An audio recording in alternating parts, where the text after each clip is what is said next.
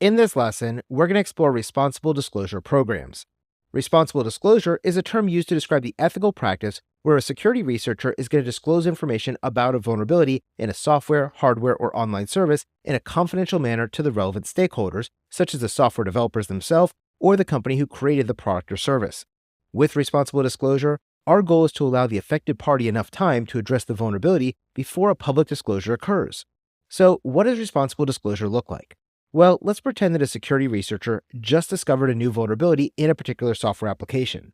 Before they post about it in their blog, they should first contact the owner or developer of that affected product, service, or system privately through some kind of official communication channel, like sending them an email to that organization's cybersecurity team. The researcher will usually provide the organization with enough information for them to fully understand and replicate that vulnerability. The security researcher and the organization will then agree upon a time frame before a public disclosure is going to be made. That way, the organization can work to mitigate that vulnerability and deploy a security fix or hotfix to patch that software for all of its end users. Now, once the vulnerability has been addressed, or after the expiration of the agreed upon time frame, the researcher will then be allowed to disclose the information publicly to the rest of the cybersecurity community. This process ensures that the vulnerability is not maliciously exploited by a threat actor, while legitimate end users are still waiting for the software developer to create some kind of a hotfix or security fix and then deploy it to all of their customers. This kind of responsible disclosure is great, but many organizations actually take it a step further by developing a robust responsible disclosure program known as a bug bounty program. Now, an organization can create a bug bounty program to encourage cybersecurity researchers to find and report vulnerabilities in the organization's own systems. By offering monetary rewards to the cybersecurity researchers when they find a validated vulnerability in the organization's software, the security researchers are being incentivized to participate in our organization's responsible disclosure program in a more controlled and ethical manner. Now, bug bounty programs can be run internally by an organization, or they can be facilitated through a third-party platform that specializes in connecting security researchers with an organization. There are many publicly available bug bounty competitions available on platforms like HackerOne, BugCrowd, and Synack, which all provide security researchers a structured environment where they can submit the vulnerabilities that they discover directly for verification, prioritization, and mitigation by the owners of the software or service. Now, your organization will find that there are several benefits to implementing one of these responsible disclosure and bug bounty programs. First, bug bounty programs help to increase the security of your organization. By opening up the systems to additional scrutiny by external security researchers, an organization can uncover and fix vulnerabilities that might have been overlooked by their internal teams or external consultants and penetration testers that may have been contracted to do it for them. Second, bug bounty programs can foster community collaboration. By establishing a channel of communication with security researchers, organizations can build a community that's invested in the security and reliability of their products. Third, bug bounty programs are very cost-effective. Traditional security assessments and penetration testing can be really expensive to perform, but a bug bounty program allows the organization to only pay for vulnerabilities that were found in their software, and the compensation level can be based on the severity or seriousness of the vulnerability that's being submitted by that cybersecurity researcher. But we also have some challenges and considerations that come with running a responsible disclosure or bug bounty program.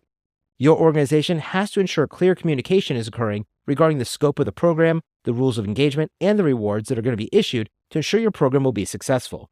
It's also critical to establish legal protections for your cybersecurity researchers who are going to be acting in good faith to ensure they're not held liable for any issues that may occur as a result of their participation inside of the bug bounty program, as long as they stay within the rules of engagement that you've set up for your particular program.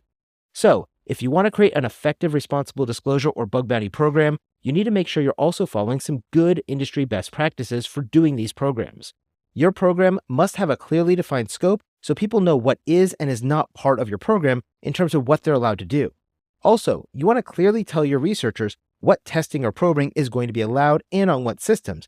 That way, they can make sure they're not affecting your operations while they're still trying to find all these security vulnerabilities. Your organization should also establish a proper communication channel to ensure there's a clear and responsive channel for reporting any vulnerabilities that a cybersecurity researcher finds. Additionally, your program needs to set up some sort of a reward structure that will clearly define the available rewards or bounties for any newly discovered vulnerabilities, and the levels of these bounties are going to be in alignment with the risk and potential impact of the discovered vulnerability. If somebody finds a remote code execution that we would consider to be a level 9 or level 10 vulnerability, that's going to pay a lot more money than something like an information leak that may only be a level 1 or level 2 vulnerability. Another key to a successful program is to create clear timeframes for the acknowledgement, validation, and remediation of any reported vulnerabilities.